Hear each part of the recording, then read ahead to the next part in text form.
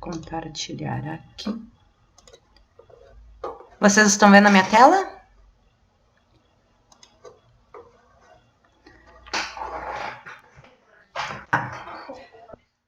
Ok. Então, quando você está apresentando para todos, qualquer coisa vocês me chamem aqui pelo... Como eu fico aqui no modo de apresentação, eu não consigo ver vocês, tá? Então, qualquer coisa podem falar, abrir o microfone e conversar, tá? Então, gente, hoje a gente vai falar um pouquinho sobre genética. O que eu tenho para comentar com vocês é um pouco do apanhado. Alô? É um pouco do apanhado a respeito do que a gente vê, então, ali no ensino médio e os pontos que são mais importantes, assim, em questão de prova, tá? Vamos voltar aqui. Então, eu gostaria de perguntar para vocês o que vocês pensam a respeito quando vocês escutam a palavra genética. Quais são os conceitos que vocês já têm, o que vocês já conhecem do assunto, se vocês gostam, se não sabem nada, se não chegaram a ver esse conteúdo também no ensino médio. O que vocês pensam a respeito de genética?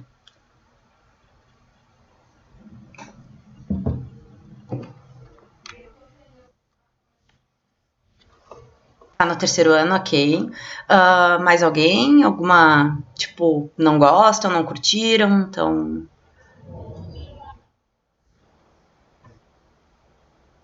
Ok, muito bem. Mais alguém quer dar alguma visão pessoal? Gosta? Que bom. Então tá. A princípio, pelo menos, ninguém chegou a comentar que não gosta, e talvez porque justamente não gosta, não estão querendo abrir o microfone, ou estão sem microfone, enfim.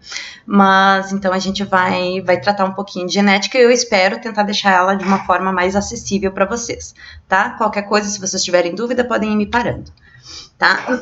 Oi, diga.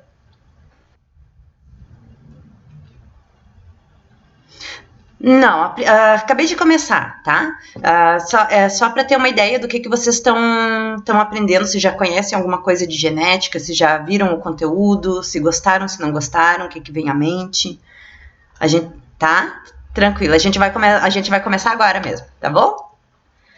Ok, então só para trazer vocês assim um contexto, antes que provavelmente quando a gente também fala em genética, a gente pensa muito no Mendel, né? O cara lá com as ervilhas, enfim. Mas eu gosto de trazer um pouco da ideia do que se pensava a respeito da hereditariedade, como que as características eram passadas de pais para filhos, entre prole, enfim. Como que isso era visto antes do Mendel executar o trabalho dele. Então, eu acho interessante pensar... Tipo, hoje em dia a gente sabe que são coisas que não são reais, não são dessa forma, mas em algum momento alguém teve que parar para pensar a respeito e algumas ideias, às vezes um pouco meio até que absurdas, foram surgindo. Então, as ideias anteriores, elas tentavam pensar como se fossem os animálculos ou homúnculos, tá? Que seriam, então, pequenos seres humanos ou seres humanos rudimentares que estariam presentes, assim, no espermatozoide. Então, tipo, na concepção deles... Porque quando eles criaram lá... em 1800 e pedrinha, o microscópio, que eles começaram a visualizar tecidos, era ainda um microscópio muito rudimentar. E a pessoa também, ela tinha uma certa capacidade imaginativa bem alta, se a gente parar para pensar, né?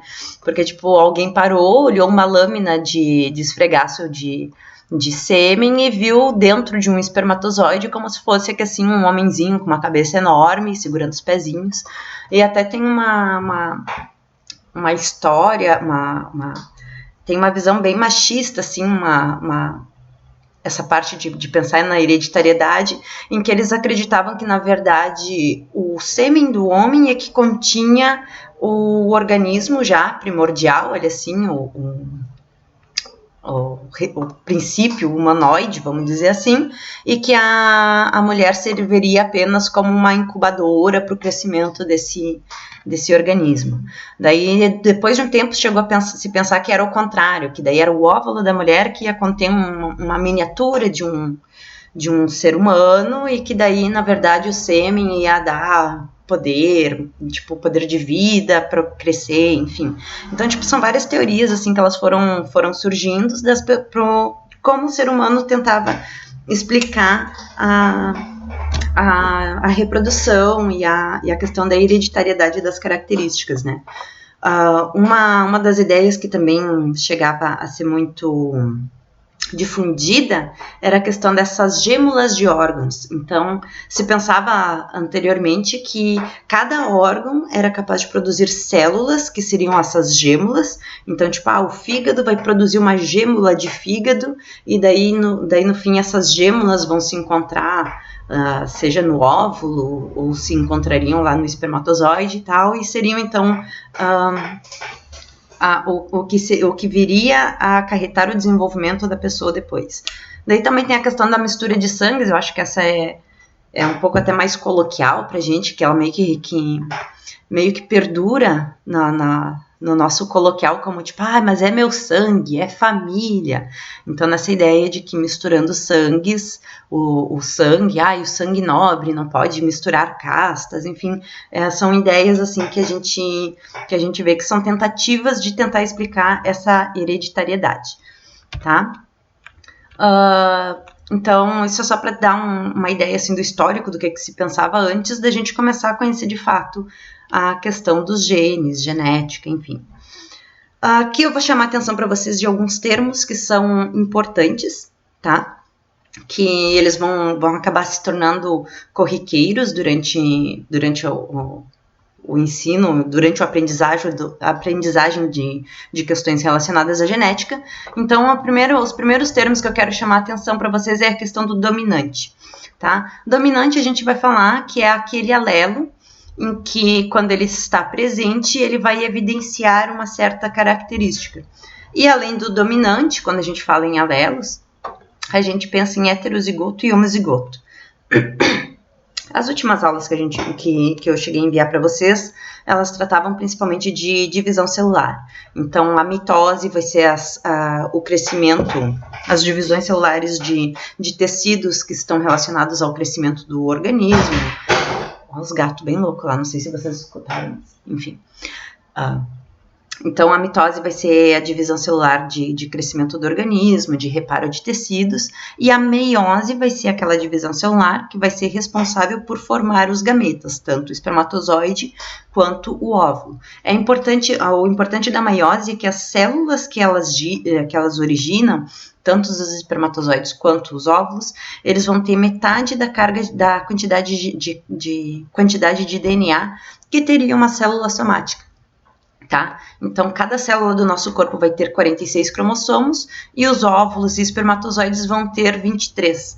Isso porque, então, eles têm metade dessa biblioteca, justamente porque quando ocorre a fecundação, quando ocorre a união dessas duas células, tu restaura esse número de 46 e um organismo novo vai conseguir se originar a partir daí, tá? É por isso que quando a gente vê a questão de alelos, assim, nessas representações das letrinhas, a gente vê um parzinho. Então, as maiúsculos ou A maiúsculo e minúsculo, que seriam relacionados, então, à informação genética que estaria nesses cromossomos, tá? E dominante, então, seria que basta tu ter uma dessas características, que essa característica em questão vai se manifestar. Tá? E no caso do heterozigoto, então, o dominante é questão da característica, tendo um A maiúsculo apenas, já é suficiente para que uma característica dominante possa se expressar nesse organismo, tá? E a gente chama de heterozigoto, hétero que vem de diferente. Então, tipo, heterozigoto é aquele organismo em que ele vai ter, para aquela característica, para aquele, imaginando como se fosse realmente uma característica para um gene, para aquela característica, então ele vai ter alelos diferentes do mesmo gene. tá? Então, aqui tu vai ter um Azão e um Azinho, então, tipo, embora sejam os dois a letra A, um A é diferente do outro, então é heterozigoto, porque é diferente. E o homozigoto, oi? Diga.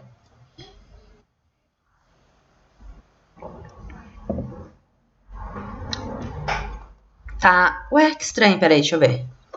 Deixa eu ver se eu consigo colocar. Apareceu? Voltou aqui na tela dominante heterozigoto, tá vendo essas? Tá, qualquer coisa vocês me chamem a atenção. Tá? Então, aqui tu vai ter, então, quando tu tem o mesmo formato de A, vamos dizer assim, a gente vai chamar de homozigoto, porque é como se fosse, tipo, o homo de mesmo, né? Tipo, seria o mesmo, não é o mesmo zigoto, tipo, seria óvulo e óvulo, seriam a mesma informação presente no mesmo zigoto, tá? Na mesma célula gamética, no caso, desculpa, tá? Em relação aos recessivos, o recessivo, então, vai ser aquela característica que não, né, para ela poder se manifestar no organismo. Não mudou? E agora? Estranho. Tá, vão me chamando a atenção. O recessivo, então, é quando tu precisa ter as duas cópias idênticas do mesmo gene, do mesmo alelo, para que essa característica venha a se manifestar, tá? Então, no caso aqui da nossa representação, sendo dominante o A maiúsculo, o recessivo ele só vai se manifestar quando for os dois Azinhos minúsculos, ok? Passou aí para vocês? Não? Agora foi? Isso. Tá? Outro termo importante que a gente fala em genética é em relação ao fenótipo. O fenótipo são todas essas características que, na verdade, são visíveis para nós. Então, pensando numa população humana, textura de cabelo, altura, cor de pele, cor de olhos e outras tantas, qualquer características que tu consegue visualizar num organismo, a gente chama isso de fenótipo, ok? E isso, claro, pensando em humanos, mas tu pode ter essa questão de fenótipo para outros organismos, enfim, insetos, outros mamíferos. E daí nós temos o genótipo. Tá aparecendo para vocês? Tá. O genótipo já é a informação que vai estar contida no cromossomo, tá? Aqui eu trouxe para vocês apenas um cariótipo para vocês terem uma ideia de como que é o formato, a disposição de genes que teria em alguns dos nossos cromossomos, tá? Aqui nós temos então o cromossomo 1, 2, o 3, não sei se vocês estão vendo a minha setinha do mouse. Eu espero. Não dá? Ok. Deixa eu ver.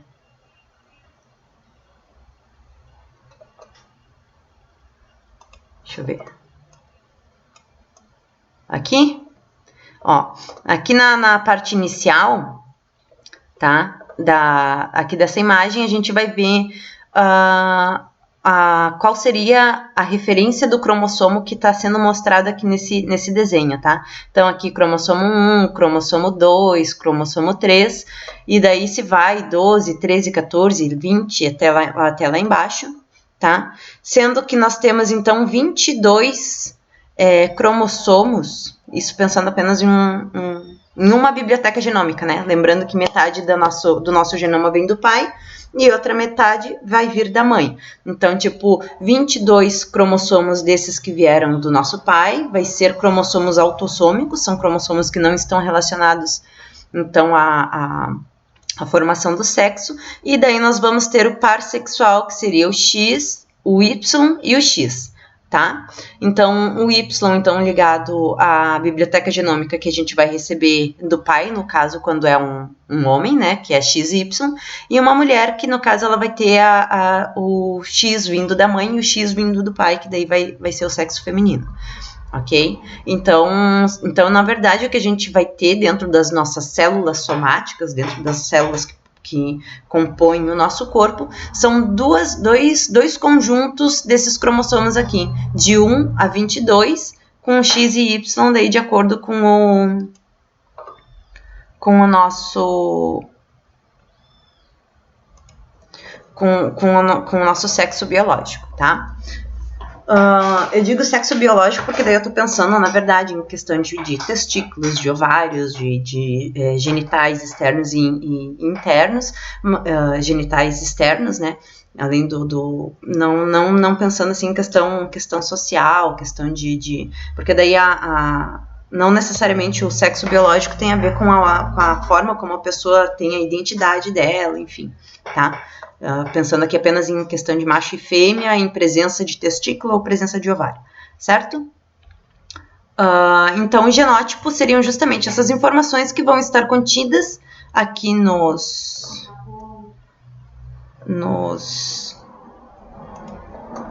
nesses cromossomos, que daí a gente pode ver aqui assim como essas barrinhas. Ok? Na verdade, então, a informação que está dentro do nosso genótipo, vamos supor que esse cromossomo 1 aqui tenha um gene que seja recessivo, essa informação, e o outro cromossomo 1 é um gene dominante, a informação essa que está no cromossomo 1 aqui assim não vai estar disponível para a gente visualizar quando esse organismo está completamente formado, né?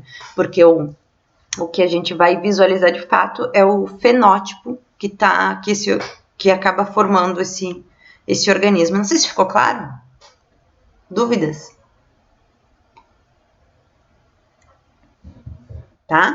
Ok, então vamos adiante. Além disso, onde é que tá? Aqui. Agora a gente vai falar de gene. Vocês estão vendo o slide do gene?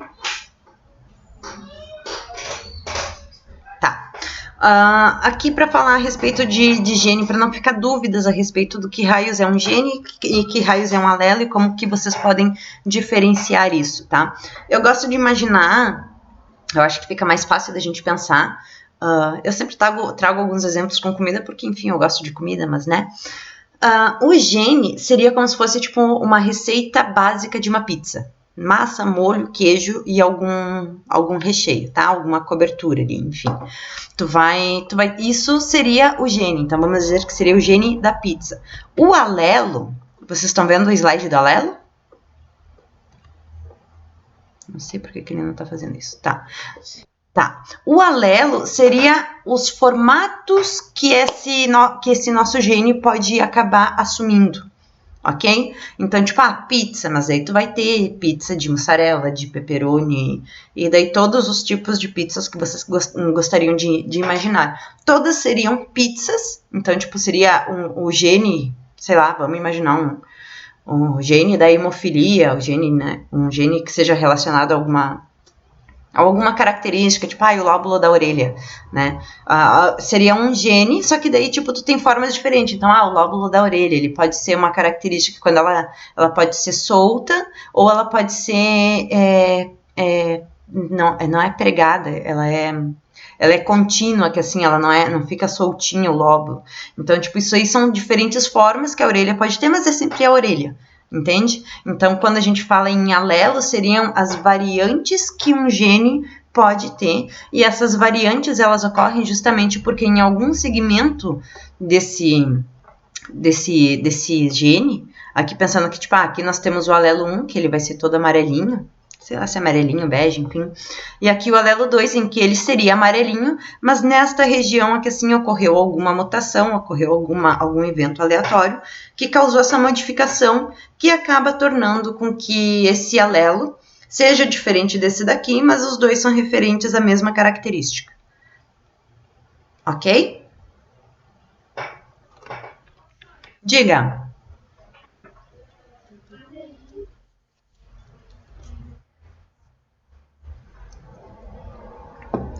Sim.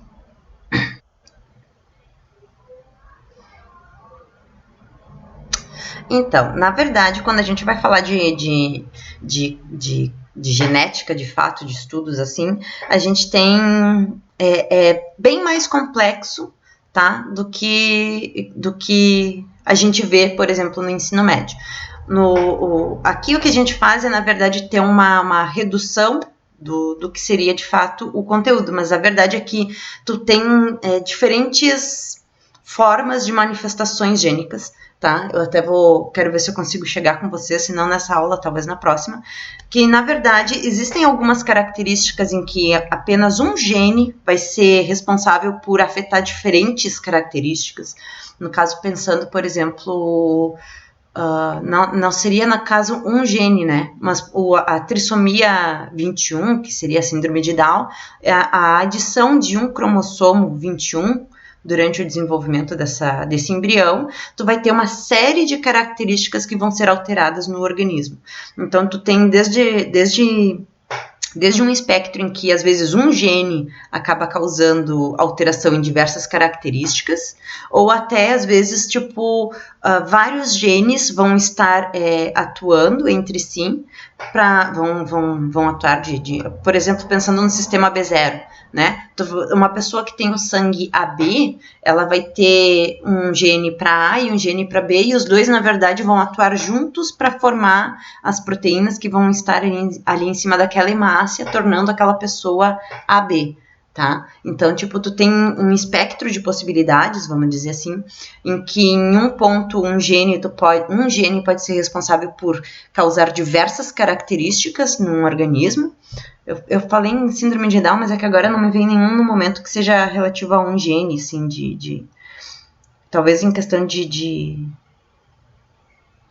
Ai, agora eu não tô lembrando, enfim, desculpe. Qual? Albinismo poderia ser, porque seria uma... E daí, às vezes, também depende de qual gene que está mutado, né? Porque, por exemplo, quando a gente pensa em albinismo, a gente está pensando em coloração da pele, de olhos, de cabelo, e às vezes a fixação desse pigmento, como tu tem uma rota metabólica que é muito extensa, desde a produção do componente até a fixação e a deposição dele nos tecidos, tu tem vários pontos nessa rota que tu pode acabar tendo alguma falha, tá? Então tu pode acabar... Fenilcetonúria é um exemplo bom também de uma falha de um gene, que seria o gene da enzima que vai quebrar a fenilalanina, que é um aminoácido que a gente tende a ingerir. Quando a pessoa tem essa deficiência nessa enzima e ela não é tratada, ela não faz restrição de dieta para esse tipo de aminoácido, ela acaba estando sujeita ao aparecimento de vários tipos de características, né? E alguns outros casos, então, seja realmente essas características mais tipo de pele, de altura. A altura também é uma característica que ela tem de ser influenciada por vários genes diferentes, né? Então, tu vai ter vários genes atuando para fazer aquela característica, e é claro, agora só por questão de comentário, não cheguei a colocar isso na aula, mas quando a gente fala de genética, na verdade, hoje em dia, a gente já tem noção que não é apenas uma coisa determinística, assim, tu tem esse alelo, tu tem um alelo para... supondo que, por exemplo, a altura fosse monogênica, né, por um alelo só. Não adianta tu ter um alelo para alto, que seria, vamos supor, dominante, assim, numa hipótese, né, um alelo para alto que seja dominante, se tu não tem um ambiente que te propicie tu ser alto. Que raios que eu quero dizer com isso? Por exemplo, uma pessoa que, na verdade, ela passa por restrição alimentar, principalmente nas fases de desenvolvimento, significa que ela não vai ter os nutrientes necessários para que o corpo dela possa se desenvolver. Então, por mais que ela tenha essa genética para ser alto, vamos dizer assim, a partir do momento que ela tem alguma restrição do ambiente, o ambiente pode acabar afetando a característica final desse organismo quando ele for adulto. Tá? Tá tudo bem? Não sei se eu consegui responder a tua pergunta. Tá, certo. Então, vamos lá. Eu tô saindo daqui e voltando porque eu não sei por que meu computador não tá acompanhando com vocês, tá? Então, a gente vai começar agora a falar do nosso querido Mendel. Quem foi o Mendel? O Mendel, ele foi um frade agostiniano. Eu gostaria de lembrar para vocês que aqui nessa época, aqui em 1800 e pedrinha, para te poder estudar de fato, tu tinha duas possibilidades, né? ou tu tinha uma família rica que poderia custear os teus estudos, ou então tu se vinculava a alguma ordem religiosa para poder continuar estudando. No caso do Mendel, do Gregor Mendel, ele não vinha de uma família rica, e daí ele acabou então entrando para esse... Eu tô com a palavra convento na cabeça, mas não é. Ele entrou para essa congregação para poder continuar os estudos dele. Ele era um cara muito metódico, ele era bastante minucioso, e por isso que ele conseguiu encontrar essas informações bem interessantes a respeito de como que as características podem ser herdadas. Tá? Então ele vai falar a respeito do trabalho dele ali em 1865, que ele vai tratar então sobre essas leis da hereditariedade. Ele trabalhou com uma série de plantas, assim, e ele fez vários estudos de cruzamento de plantas. Ele pegava lá o pincelzinho, ia na flor de uma ervilha, tocava na outra para garantir que os cruzamentos iriam ser realizados conforme ele estava executando esse experimento, né? E daí depois ele analisava um por um dos resultados, uma por uma das ervilhas, das plantas que se originavam desses cruzamentos que ele fazia. O trabalho dele, na verdade, foi reconhecido apenas 3 décadas depois, até porque era uma época em que é muito diferente. Hoje em dia a gente faz ciência de uma forma muito diferente do que era feito lá na época do Mendel ou na época do Darwin, porque, por exemplo, os dois viveram mais ou menos na mesma época, né? Só que o Mendel, ele era alemão. O trabalho original dele foi escrito em alemão, né? Então, tipo, hoje em dia, eu sendo brasileira, quando eu faço um trabalho, eu redijo ele e eu envio para uma pesquisa, para uma revista científica, e ele é publicado em inglês, porque, querendo ou não, tipo, levando em consideração todo o contexto das colônias que foram feitas, o inglês, ele é uma língua muito, muito difundida, é uma língua razoavelmente fácil, enfim. Então, tipo, hoje em dia tu tem essa preocupação em saber que a ciência que tu faz aqui no Brasil possa ser lida, entendida e replicada no Canadá, na China, na Índia. Então tu tem esses mecanismos que facilitam a troca de informação, né? E o Mendel, na verdade, então ele fez esse trabalho dele em alemão, porque era a época que era onde ele morava, enfim. E, por exemplo, o Darwin, ele não chegou a reconhecer o trabalho do Mendel, então talvez o trabalho do Darwin teria tido um peso maior em relação a questão da hereditariedade. Ele teria conhecido esse estudo que o Mendel fez, se não fosse por essa barreira da língua, né? Porque, tipo, enfim, se tu não sabe alemão, tu pouco vai entender quando tu pega um artigo, um estudo que foi feito nessa língua. E hoje em dia a gente tem essa facilidade. A gente já até viu, assim, por exemplo, desde o início da pandemia até a formação das vacinas, o que a gente teve foi uma junção de cientistas do mundo inteiro, utilizando, todos trabalhando para o mesmo fim, sabe? Tipo, entender o vírus, entender a doença. Claro que ainda tem muitas coisas que a gente ainda nós estamos aprendendo, tipo, nós estamos vendo neste momento como é que a ciência, ela funciona de fato, né?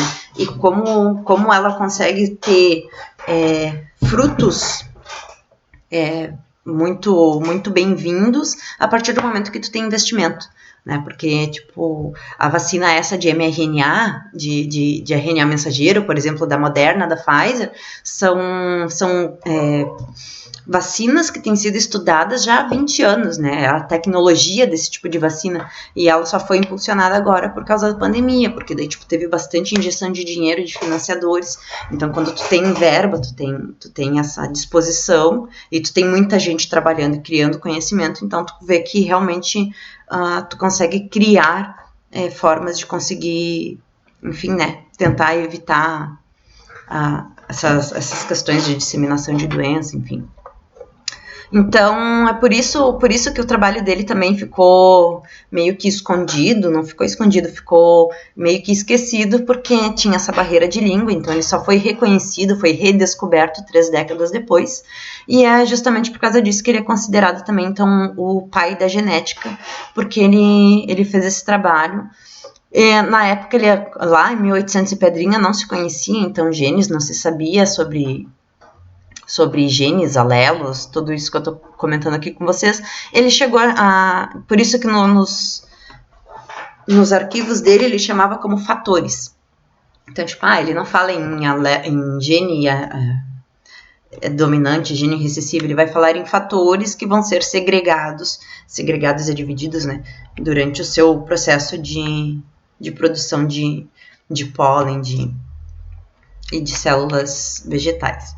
Aqui eu trago para você só uma ideia de algumas das características, no caso das ervilhas, que ele conseguiu estudar, tá? Então, em relação às sementes, ele viu aqui a forma e a forma da semente, se ela era uma semente lisa, deixa eu ver aqui,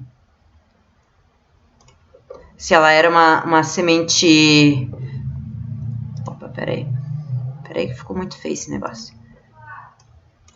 Se era uma semente, vamos ver aqui, se era uma semente redonda ou uma semente rugosa, tá? Em relação à cor aqui, ele viu então a presença de sementes amarelas e sementes verdes. Vocês estão vendo esse slide? Se não tiver, me avise. Em relação então aqui à películazinha que tu vai ter em volta da semente, ele viu ali assim que ela poderia ser cinza ou branca, e além disso ele também viu a respeito as vagens, né, além das sementes, né, das características da semente, dos fenótipos apresentados pelas sementes, ele também... Não mudou?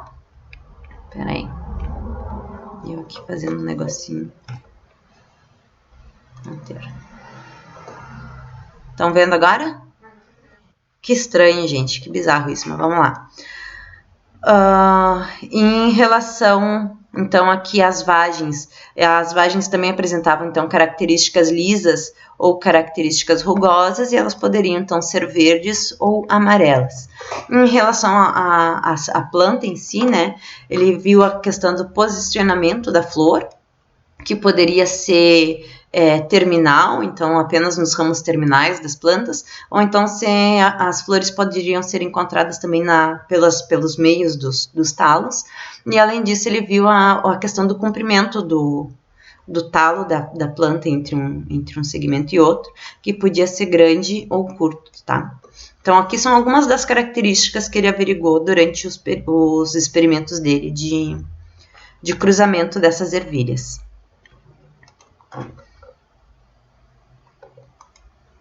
Vou apagar todas as anotações. Peraí. Ok? Estão vendo esse slide agora aqui da primeira lei? Tá. Então, falando um pouquinho a respeito da primeira lei, meu Deus do céu, já é 15 para as 3. Vocês têm possibilidade, só fazendo um parêntese agora, já que a gente começou um pouquinho mais tarde, talvez umas 13h30, 13h20, poderia ser justo para vocês? Tudo ok? Tá, então a gente fica mais ou menos até que daí dá tempo de seguir um pouquinho adiante, então. Falando então a respeito da primeira lei, ele cunhou o que seria principalmente 2 leis em relação aos fatores, ou com que a gente vai começar a chamar então de genes, tá? A primeira lei, ele comenta então que as características seriam formadas por pares de genes, e esses pares de genes eles vão segregar no momento da formação do gameta. Então é aquilo que a gente viu lá na meiose, tá? Que tu vai ter então ali o processo de meiose ocorrendo, e no final tu vai ter cada um dos cromossomos sendo puxados e formando um gameta, seja o óvulo ou então o espermatozoide. E ele conseguiu avaliar isso cruzando plantas que agora a gente chama elas de dominantes e recessivas, né? e elas são homozigotas. Então, ele cruzou uma variante de ervilhas. Vamos falar aqui só das cores, tá? Em relação aqui a gente está falando, a primeira lei é relacionada a um caractere apenas, então a gente vai falar apenas de cor. No caso aqui assim, então, tipo, ele cruzou ervilhas amarelas, que ele já tinha notado que seriam as cores dominantes, com ervilhas verdes. A característica principal desse primeiro cruzamento, que a gente chama aqui de geração parental, é que os parentais, eles são organismos que são homozigotos. Então, é homozigoto para dominante e homozigoto para recessivo, ok? Deixa eu tentar botar aqui um marca-texto. Aqui na geração 1, que seriam então os híbridos que tu vai ter justamente dessa geração parental que tu teve acima. Como a característica cor, o amarelo é dominante e o verdinho é recessivo, todos os filhos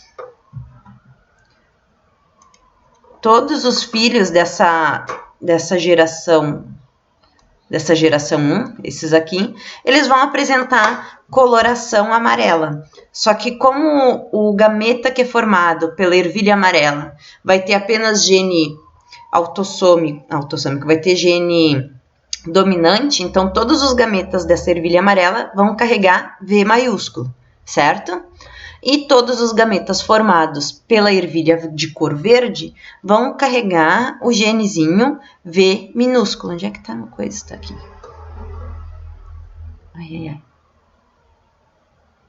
Aqui, tá? Então, aqui assim, o Vzinho, todos os gametas vão ser formados, então, por Vzinho minúsculo. Para ti fazer um novo organismo a partir do cruzamento desses aqui, significa que tu vai juntar um gameta de V do amarelo com um gameta de verde. Sendo assim, tu vai ter sempre a união de V maiúsculo com Vzinho minúsculo, V maiúsculo e minúsculo, maiúsculo e minúsculo, maiúsculo e minúsculo. Independente como a gente está falando aqui em questão de cor, e aqui seria o clássico da genética, vamos dizer assim. Então, quando tu tem um gene dominante em relação à cor, e tu tem esse gene presente, independente se esse daqui fosse um V maiúsculo ou minúsculo, a cor que vai se apresentar no fenótipo dessa ervilha vai ser amarelo, tá? Conseguiram acompanhar até aqui? Tá. Isso daqui é o que a gente chama de geração F1.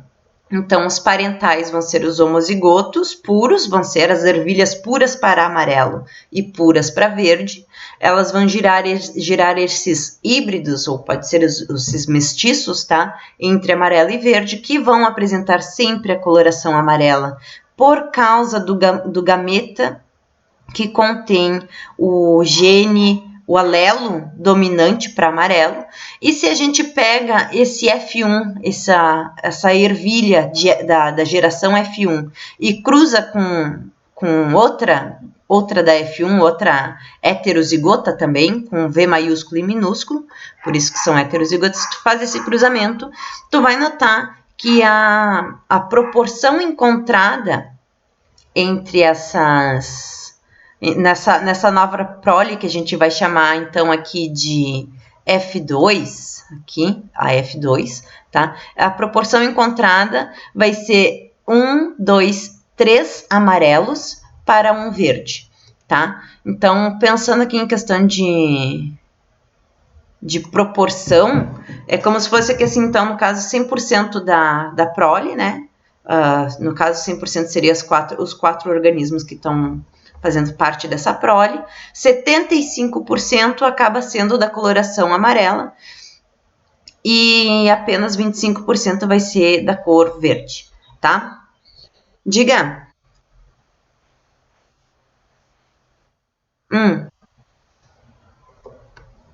Sim.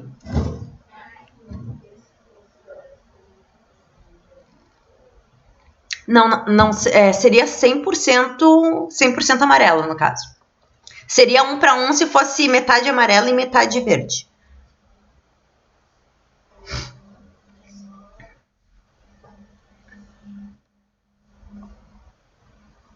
É que na verdade tu não vai ter essa proporção porque vai ser 100%, vai ser todos eles amarelo, né? Quando tu faz uma F1 com os pais que são puros. Puro para amarelo e puro para verde. Homozigoto para verde e homozigoto para amarelo. Daí sempre a tua F1 vai ser justamente essa 100% amarelo, tá? Ok? Diga. Teria. Eu tava olhando isso agora enquanto eu tava falando para vocês que essa imagem aqui tá faltando um tracinho aqui. E na verdade esses dois aqui do centro deveriam estar... Deixa eu botar aqui. Deveria ser um... Cadê?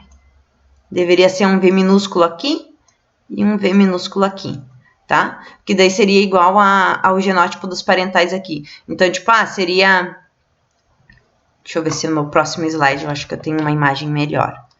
Peraí.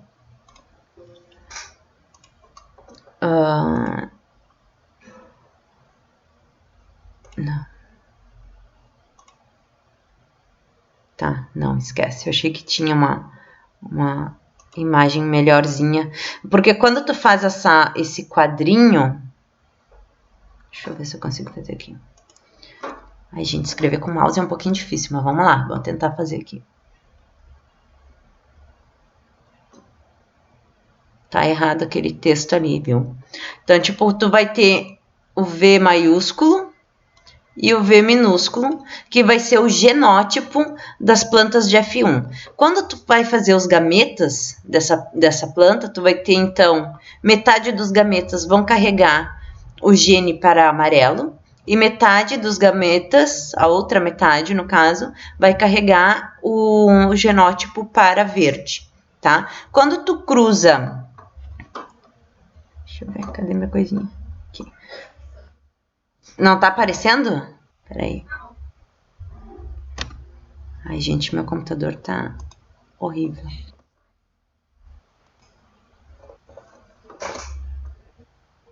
Sério? Deixa eu dar uma olhada aqui. Deixa eu tentar botar para o arquivo de novo. Vamos ver se ele não dá uma melhorada. Só um segundo. Vamos botar...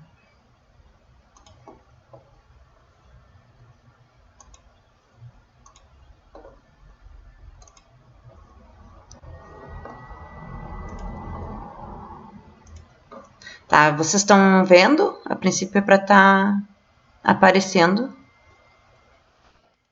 Tá, e o meu mouse, vocês estão vendo? Tá, vamos ver.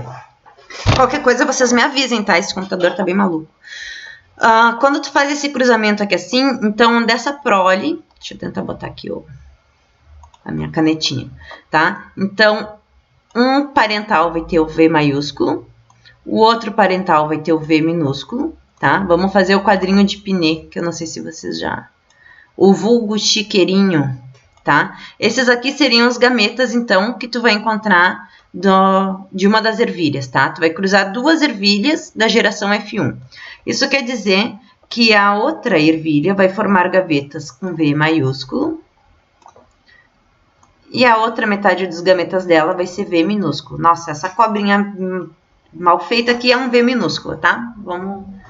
Vamos ter um pouquinho de compreensão aqui do desenho horroroso que ficou, mas vamos lá.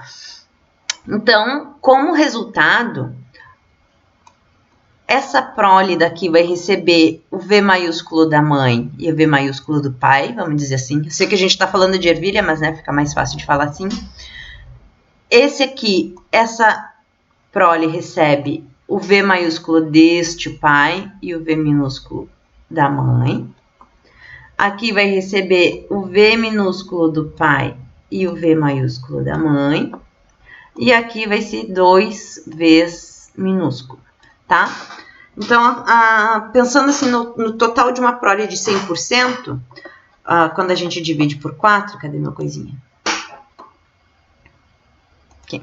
Quando a gente vai dividir por 4, então tu vai ter um amarelo que vai ter os 2 genes para amarelo, Então, ele vai ser homozigoto dominante. Tu vai ter dois dessa prole que vão ter o gene para amarelo, mas também vão ter o verdinho, tá? Só que como esse gene do verdinho, ele é recessivo, a característica final que tu vai ver na prole vai ser amarelo. Por isso que a gente vai ter o total de 3 amarelos para um verde, que seria esse pobre coitado que tá aqui no cantinho, tá? É daí que vem essa proporção de 3 para 1. Então, na verdade, aqui nessa imagem, onde está mostrando aqui V maiúsculo, seria um Vzinho minúsculo aqui e um outro aqui, tá? Diga.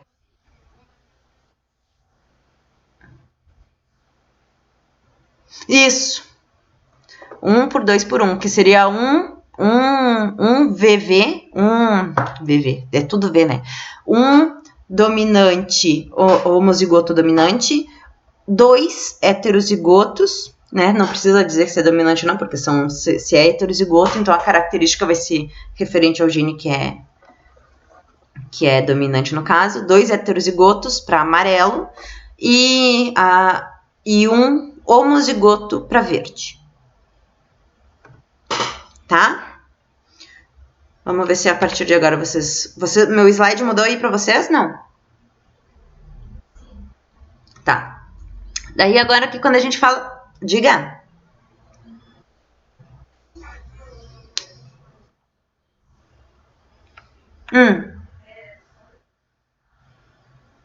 Não, mas tem aqui. Essa daqui é a primeira lei. Aqui, quando a gente está falando no caso de dominante e recessivo, quando a gente está... Aqui no caso, o que a gente fez na primeira lei é analisar apenas uma dessas características, tá? Então, quando a gente fala na primeira lei de Mendel, tu vai falar ou só da cor, ou só da rugosidade da semente, ou só da ervilha, ou só daí, tipo, pode ser que a questão te traga alguma outra característica, mas daí tu fala de apenas uma característica, tá? Então, aqui no caso aqui dessa primeira lei, deixa eu mudar o meu ponteiro aqui para aparecer. No caso aqui da primeira lei de Mendel, a gente vai estar vendo que uma característica é formada por um par de genes, tá? Que é um par de fatores que o Mendel averiguou lá nas ervilhas dele. O que foi que ele averiguou nas ervilhas dele?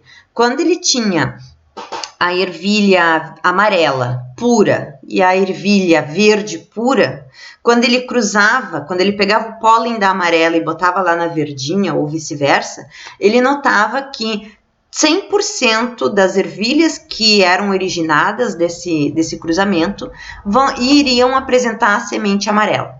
Foi isso que ele viu.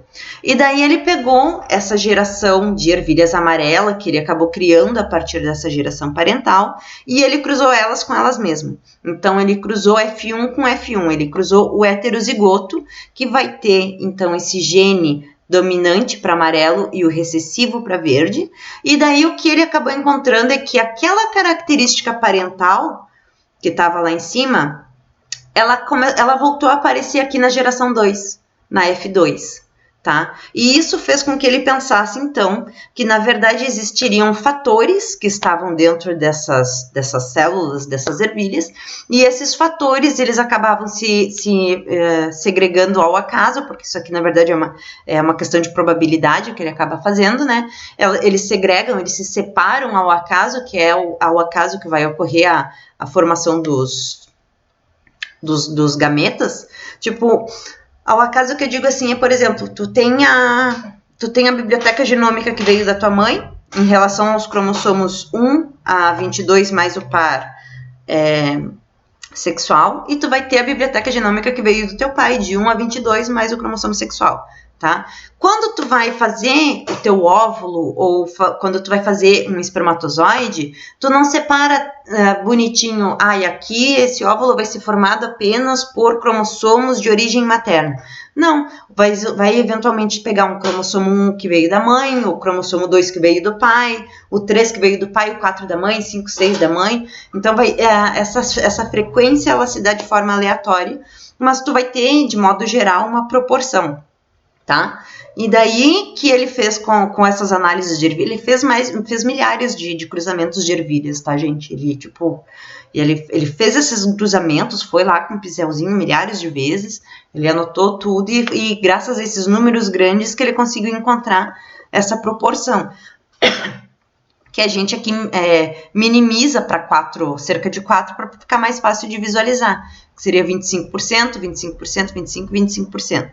Né? No caso, então, ali juntando cada um quarto dessas proporções, formando então o total da prole.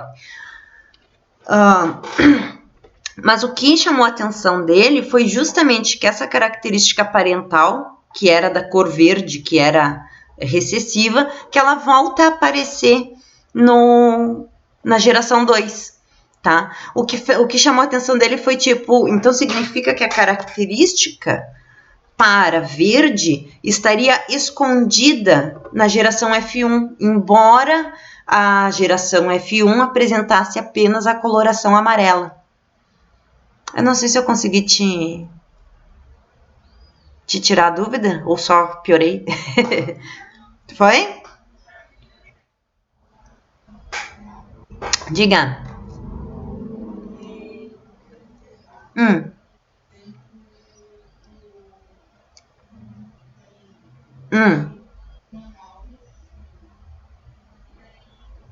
Depende. Porque tem nanismo que que tá, tipo, dependendo do... Gente, eu acho que eu já devo ter comentado com vocês, mas, tipo, biologia é a ciência do depende. Tipo, o nanismo, ele é recessivo, ele tende a ser recessivo. Normalmente, quando tu tem dois... tipo, tanto depende que, tipo, tu pode ter duas pessoas com nanismo, mas o filho pode ser de altura normal, entende? Então, tipo, depende de onde que houve essa desregulação para fazer o nanismo, vamos dizer assim, tá? Mas desculpa, vai, continua.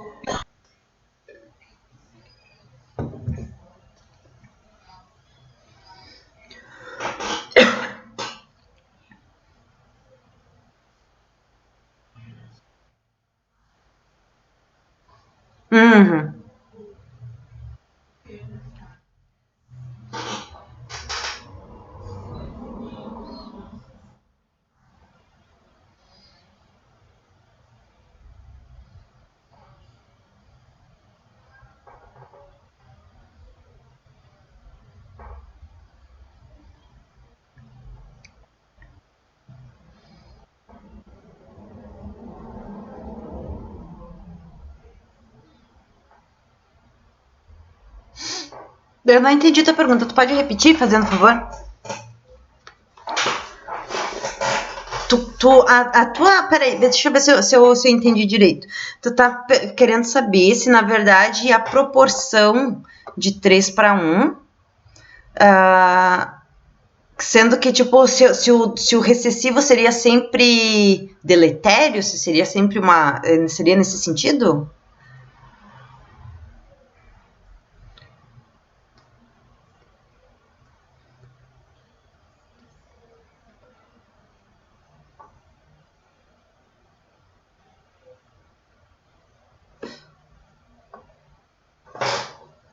Como assim que mais aparece? É que assim, quando a gente fala, na verdade, aqui nessa parte de Mendel, quando a gente fala em recessivos e dominantes, a gente não está pensando necessariamente em características que podem ser deletérias para um organismo ou não, tá? A gente está pensando apenas se essa característica, se o gene para essa característica, se uma cópia dele é suficiente para gerar aquela característica ou não. Ok? Não tem a ver com necessariamente ser deletério, enfim. Então, tipo, por exemplo, se tu tem uma cópia para ervilha amarela, tu vai ter uma ervilha amarela com certeza, independente se a segunda cópia for para amarelo ou for para verde, tá? E daí tu vai encontrar essa proporção de 3:1 quando tu faz o cruzamento entre os híbridos. Quando tu quando tu faz esse cruzamento entre híbridos, entre quem tem um alelo para amarelo e um alelo para verde, contra quem tem um alelo para amarelo e um alelo para verde, tu vai acabar encontrando mais ou menos essa proporção de 3:1. que seriam então 3 amarelos para 1 verde. Isso olhando o fenótipo. E daí, quando tu olha o genótipo, tu vai encontrar então um homozigoto para amarelo, com 2 cópias para amarelo, 2 organismos com uma cópia para amarelo e uma cópia para verde, só que como é recessiva, a característica verde aqui não aparece, e também tu vai encontrar a menor quantidade, no caso aqui dessa geração, uma menor proporção de organismos que vão ter uma cópia para verde e a segunda cópia também para verde, tá? Só que isso não está relacionado a se a cor de ervilha verde seria bom ou não para a planta ervilha, vamos dizer assim.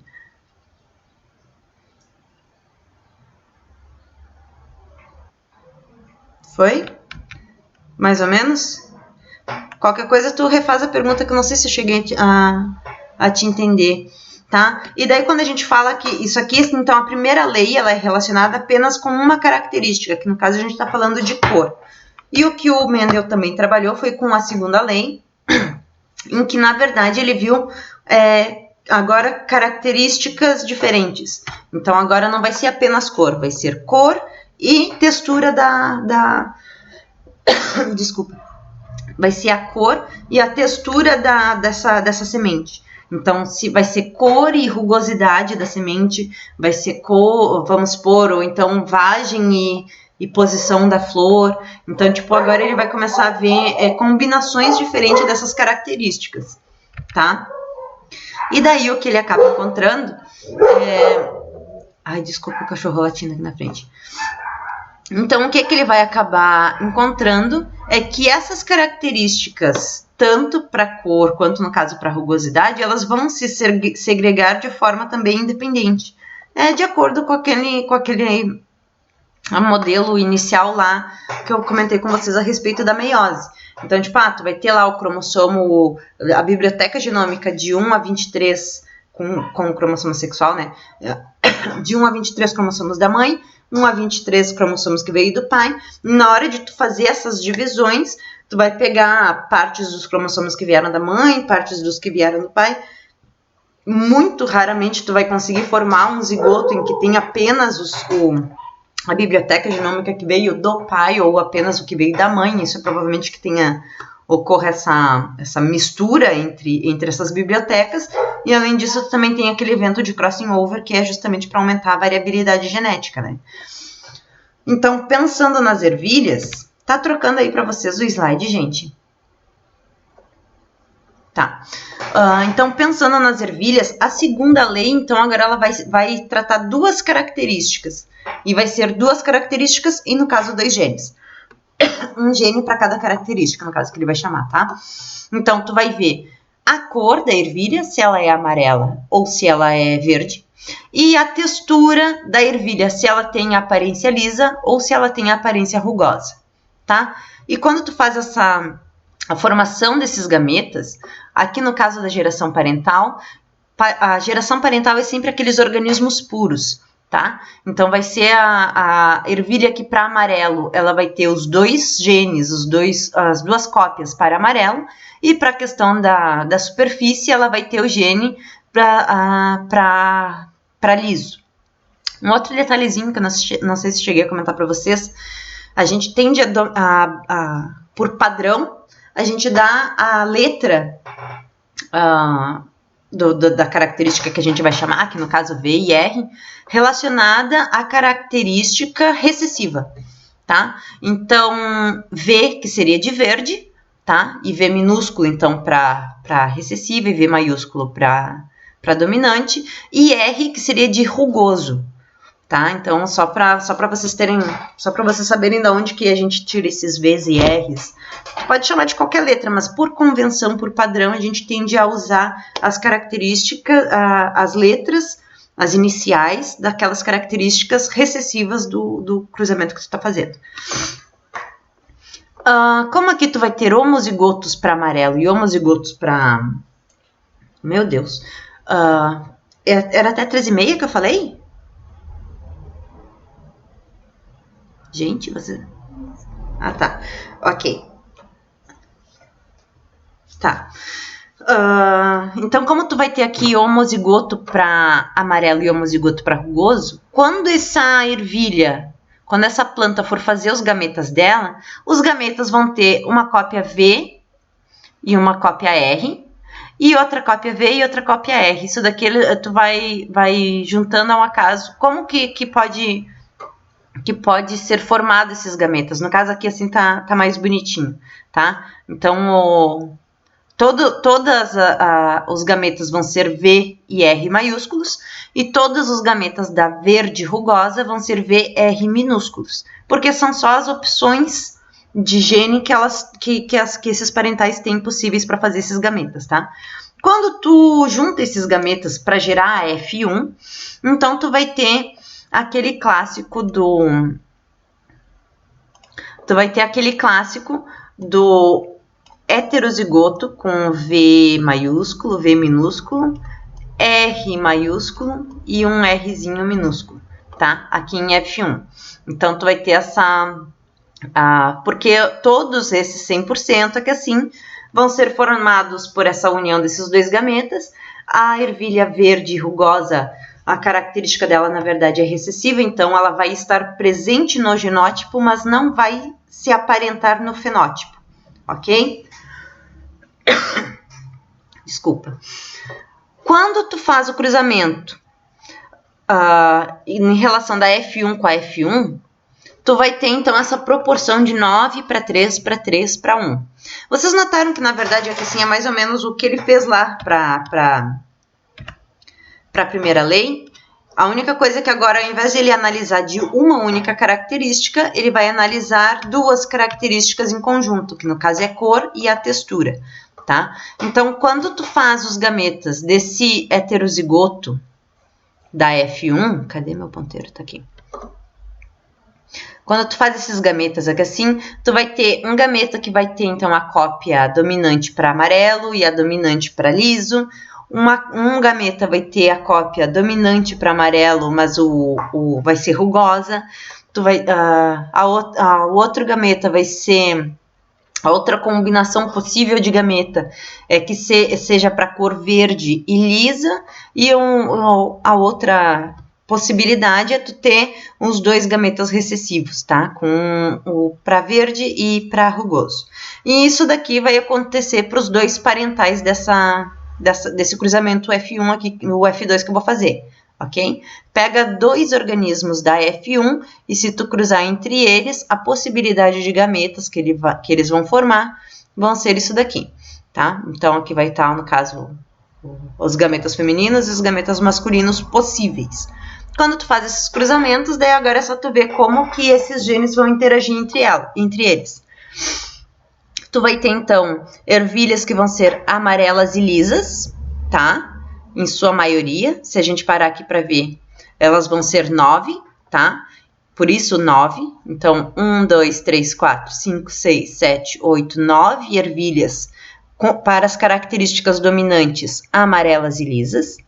Tu vai ter 3 ervilhas para cor dominante, mas para textura rugosa, que no caso aqui é recessiva, tá? Então, aqui 9 para 3. E tu vai ter 3 ervilhas que vão ter a cor recessiva, então as duas cópias para recessivo, mas a aparência lisa. Então, aqui está o próximo 3. E uma ervilha que vai aparentar ter, então, o fenótipo do parental 1 lá, da geração parental, que seria verde e rugosa. Por isso, 9 para 3 para 3 para 1. Essas são as probabilidades clássicas. Obviamente que nem todos os cruzamentos, todos os organismos vão se comportar dessa forma, porque tu pode ter ainda interações entre genes, tu pode ter diferentes situações ocorrendo, mas de forma mais geral, vamos dizer assim, mais de melhor entendimento, a gente aceita isso daqui como o que seria matematicamente mais normal, né? 9 para 3 para 3 para 1, questão de apenas de proporções, não levando em consideração, então, as possíveis interações que podem ter entre os genes, ou enfim. E daí, uma das questões que tende às vezes a aparecer em prova é a questão de cruzamento teste ou retrocruzamento. Então, tu tem aqui, a gente já viu que, na verdade, essas ervilhas amarelas, elas podem ter o dominante, elas têm, obviamente, o dominante para amarelo, só que a gente não sabe dizer se essa ervilha aqui assim, se ela vai ser dominante para amarelo na segunda característica também, porque como é dominante, então basta ela ter uma cópia que com certeza ela será amarela, mas será que a segunda cópia dela também será para amarelo ou pode ser para verde? E daí o que tu vai fazer? Então um cruzamento teste ou um retrocruzamento. Tá? No caso aqui assim, da ervilha verde para cor verde é sempre recessivo. Então tu vai cruzar o teu possível híbrido, eu digo possível porque a gente vai tentar descobrir se é um V maiúsculo nessa posição ou se é um V minúsculo, ok? Tu vai cruzar com recessivo sempre, porque daí tu cruzando com recessivo, dependendo da proporção que tu encontrar nessa prole, tu pode inferir se o segundo cromossomo para cor nessa ervilha amarela, se vai ser dominante ou se vai ser recessivo, tá? Então aqui vamos supor, a gente não sabe se essa ervilha amarela é heterozigota. Então, a gente vai cruzar ela com um homozigoto para verde. A prole que a gente encontrou foi metade amarela e metade verde, tá? Lembrando, se a cor verde é recessiva, ela precisa ter as duas cópias para Vzinho minúsculo para que a cor verde possa aparecer. Então, significa que esse outro, um Vzinho minúsculo, veio da ervilha verde. O segundo Vzinho tem que ter vindo da ervilha parental. Então, essa ervilha amarela aqui em questão, ela vai ser, com certeza, uma heterozigota. Vai ter um cromossomo, vai ter um gene, um alelo para cor amarela, que é a dominante, e o outro vai ser o para verde, que é o que a gente está vendo aqui assim. Tá? Se, no caso, essa ervilha fosse dominante, fosse homozigota, o que a gente ia ver é parecido com a F1 dos cruzamentos que a gente viu lá, em que aparece, a gente ia ver justamente isso daqui, tipo, tu cruza uma, no caso aqui assim, tipo esse gameta, que esse gameta, vamos pegar um só com cor aqui, que fica mais, a gente pega que assim, então, ó, esse aqui que tem só gametas dominantes, esse daqui que tem só gametas recessivos, quando a gente cruza, toda a prole vai apresentar a característica do dominante, tá? Então, o cruzamento teste ou retrocruzamento é tu pegar essa ervilha filha e cruzar com um parental recessivo e avaliar, então, em relação aos genes, em relação ao fenótipo da prole, desculpa, quais são as características que vão aparecer, e se aparecer a característica recessiva é porque esse teu parental que tu tá provando vai ser heterozigoto. Ficou claro isso?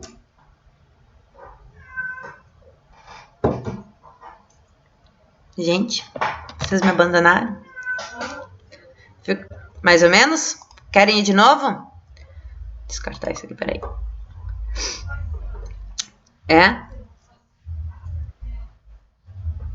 Tá. É que assim, olha, é que na verdade as próximas fases, vamos dizer assim, da genética, ela vai meio que utilizando o conhecimento que a gente teve ali no início, tá? Então, vamos sedimentar bem o que acontece lá na primeira lei. A primeira lei é apenas cor. A gente está falando apenas se é amarelo ou verde, ok? Amarelo é dominante sobre verde. Então, basta tu ter uma cópia de amarelo que o organismo vai ser amarelo. Para o organismo ser verde, ele vai precisar ter as duas cópias para verde, certo? E daí, quando tu faz esse cruzamento, formando os gametas, lembrando que o gameta vai ser metade da informação genética do pai, então por isso que a gente pensa em gameta V e gameta V, para juntar com aqui no caso, tipo, metade dos gametas formados por essa planta vão ser esse V maiúsculo, e a outra metade dos gametas vai ser formada por este V maiúsculo deste outro lado. E o mesmo vai acontecer para a ervilha verde, né? Formando, então, o gameta Vzinho e o gameta Vzinho. Quando tu junta os gametas provenientes desse amarelo homozigoto dominante com esse verde, que ele é homozigoto recessivo, a prole originária deste cruzamento vai ser 100% amarela. Todas as ervilhas serão amarelas, ok? Mas todas vão carregar o gene vindo do pai, no caso, pai e mãe aqui só para modo de falar, né? Tipo, a metade vai ter, metade do genoma deles vai ser então aqui vindo do pai e a outra metade vinda da mãe, tá? Então, todos eles vão apresentar a característica amarela, porque apenas uma cópia de amarela é necessária para aparecer a característica amarela. Se tu cruza o F1 com outro F1, no caso que assim, o que tu vai fazer é cruzar aqui, ó, tá? Se tu cruza, nossa senhora, coisa feia, esse F1 com esse outro F1, quando tu vai ver a prole, no caso eu devia ter aproveitado do outro lado ali, peraí. Apaga tudo. Então, tu cruza este F1 aqui com este daqui, a prole que tu vai gerar vai ser, então, essa proporção de 3 amarelos para 1 verde, isso olhando a questão do fenótipo. Porque se tu for ver o genótipo, os genes que estão presentes nesses organismos, lembrando que essa figura aqui estava errada, tu vai ter, então, um homozigoto dominante para amarelo, um homozigoto recessivo para verde e 2 heterozigotos que vão ser amarelos porque apenas uma cópia de amarelo precisa para que a ervilha seja amarela. Agora vamos imaginar que na verdade essa ervilha amarela aqui, cadê meu mouse? Tá lá. Essa ervilha amarela aqui, a gente não sabe se ela é Vzão, ou se ela é Vzão, Vzinho, ok? E daí tu quer descobrir se ela é, então, homozigota dominante ou se ela é um heterozigoto. Para te descobrir qual é o alelo para cor nessa segunda posição, tu vai ter que fazer um cruzamento teste, tá? E daí o que tu vai fazer? Tu vai cruzar, então, essa ervilha amarela com uma ervilha verde, porque a gente sabe aqui nesse caso que a ervilha verde para a cor verde ela é recessiva, ela só vai aparecer se ela estiver aparecendo em dose dupla, ok? Só se tu tiver 2 Vzinhos é que a ervilha será verde. Então, se tu tem essa ervilha amarela, tu cruzou com a ervilha verde e tu teve que metade da prole é amarela e metade da prole é verde, então significa que esta ervilha amarela, na verdade, ela possui nessa segunda opção, nessa segunda posição aqui assim, um Vzinho minúsculo, tá? Porque V maiúsculo com Vzinho minúsculo vai te dar a amarela heterozigota. V maiúsculo com o Vzinho minúsculo vai te dar a amarela heterozigota, já era esperado. Agora, a segunda metade dessa prole, para ela ser verde, ela precisa de 2 Vzinhos minúsculos. Um desses veio dessa daqui, né? Nossa Senhora. E o segundo verde, pequenininho, veio, então, dessa amarela. E o mesmo vai ser, então, para essa outra ervilhinha aqui. Então, metade desse cromossomo verde, olha o absurdo que eu falei. Metade desses alelos para verde veio da ervilha verde, que a gente já sabe que ela é recessiva, e este outro veio da amarela. Foi? Tá, de nada. E daí, se por acaso essa ervilha... Cadê meu coisa? Tá aqui. Deixa eu só apagar aqui. Se por acaso essa ervilha amarela fosse 2 Vs maiúsculos, tu teria que, na verdade, essa metade aqui também seria amarela, tá? Porque daí, no caso aqui, seria um V maiúsculo, que daí aqui geraria um V maiúsculo e um Vzinho minúsculo, que geraria a cor amarela. E é a mesma coisa para essa posição aqui. Seria um V maiúsculo e um Vzinho minúsculo se essa ervilha aqui fosse dominante para amarelo. Entenderam como é que se faz essa... Para ver se... tu faz o teste de cruzamento para descobrir se a ervilha em questão, se no caso que essa ervilha... Tu faz esse teste para descobrir se essa ervilha que tu tá querendo saber, se ela é heterozigota ou homozigota. Ok? Feito. Deixa eu parar de... Ah, não me diz que eu não gravei, gente.